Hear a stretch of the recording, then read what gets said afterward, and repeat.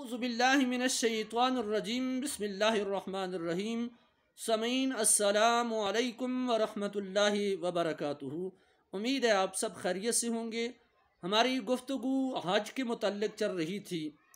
कुरान मजीद और अहादीस मुबारका के अंदर हज की 3 इक़साम बयान की गई हैं। उनमें से नंबर 1 हज तमत्तु, हज क़िरान और हज इफ़राद। हज तमत्तु का मतलब होता है नफ़ा, यानी तमत्तु का मानी होता है नफ़ा उठाना। हज तमत्तु कहते हैं कि एक शख्स हज के दिनों में एहराम बांध ले और एहराम बांधने के बाद वो पहले उम्रा कर ले और उम्रा करने के बाद वो अपना एहराम खोल दे। उसके बाद जब हज के ख़ास अय्याम शुरू हों तो दोबारा वो एहराम को बांध ले, तो ये कहलाता है हज तमत्तु। यानी बीच में उसने अपना एहराम खोल लिया था तो इसलिए उसने जो दुनियावी नफ़ा उठाना था वो उसने उठा लिया, इसलिए इसको हज तमत्तु कहते हैं। दूसरी किस्म है हज क़िरान। हज क़िरान का मतलब होता है, क़िरान का माना होता है मिलाना। माना ये है कि हज के दिनों में बंदा जब एहराम बांधता है तो उसमें उम्रे की भी नियत कर ले, हज की भी नियत कर ले, और फिर जब वो उम्रा करेगा तो उसके बाद वो अपना एहराम नहीं खोलेगा बल्कि उस एहराम में वो हज भी करेगा। इसको कहते हैं हज क़िरान। तीसरी किस्म है हज इफ़राद।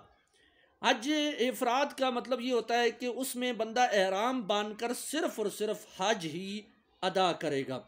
अब इस पर मसला भी समाअत फरमा लें। हज क़िरान या हज तमत्तु में कुर्बानी लाजिम है।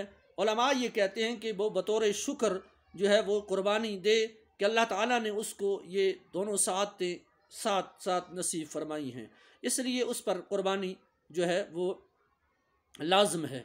और हज इफ़राद पर उस पर कुर्बानी वाजिब नहीं है। ये मुख्तसर सा खुलासा तीनों किस्म जो अय्याम, जो 3 किस्म हैं आज की, वो आपके सामने बयान की गई हैं। समीन ज़ी वक़ार, इसके अलावा एक और किस्म भी है हज की और वो इसी में शामिल भी हो सकती है। यानी ये तीनों हज में अगर आप ये अमल करेंगे तो उस हज को हज मबरूर कहा जाएगा। मसलन देखें, हज मबरूर का मतलब ये होता है कि खाना खिलाना, अच्छी गुफ्तगू करना। नबी करीम सल्लल्लाहु अलैहि वसल्लम से पूछा गया, या रसूल अल्लाह सबसे अच्छा हज कौन सा है? फरमाया हज मबरूर। मबरूर का मतलब होता है कि किसी गरीब मस्कीन या किसी दोस्त साथी को अपने खाने में से उसको खाना खिलाना, उसकी खिदमत करना हज के ही दिनों में, और ये फिर अच्छी गुफ्तगू करना, नेक गुफ्तगू करना, अच्छा कलाम करना, ये हज मबरूर कहलाता है। और प्यारे नबी सल्लल्लाहु अलैहि वसल्लम ने फरमाया कि हज मबरूर की जज़ा जन्नत है। हज मबरूर मकबूल तरीन हज है। हज मबरूर फ़जीलत वाला हज है।